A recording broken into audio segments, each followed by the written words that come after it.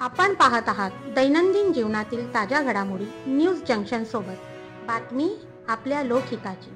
आपको समझ में आएगा ना? ठीक है सर।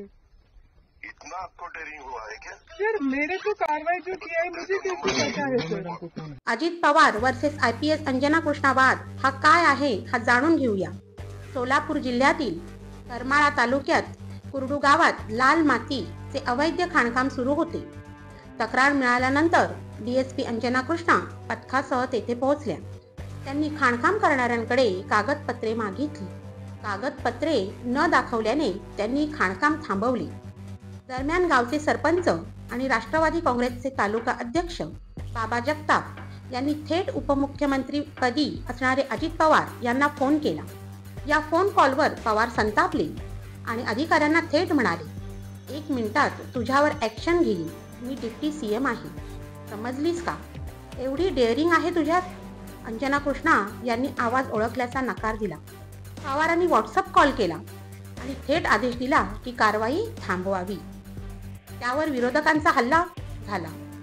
व्हिडिओ व्हायरल झाल्यानंतर विरोधक आक्रमक झाले।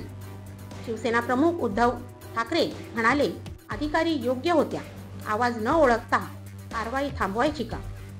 आप पक्षाचे म्हणणं असं आहे की हे सत्तेचा दुरुपयोग आहे, महिला अधिकाऱ्याला धमकावणे लाजिरवाणं आहे।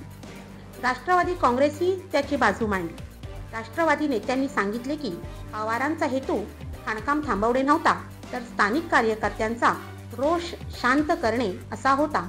स्वतः अजित पवारांनी ट्विट करत असं म्हटलं आहे की पोलीस आणि महिला अधिकारी यांचा मला पूर्ण सन्मान आहे, माझा हेतू परिस्थिती बिघडू नये हा होता, अवैध खाणकामावर कठोर कारवाई होईलच।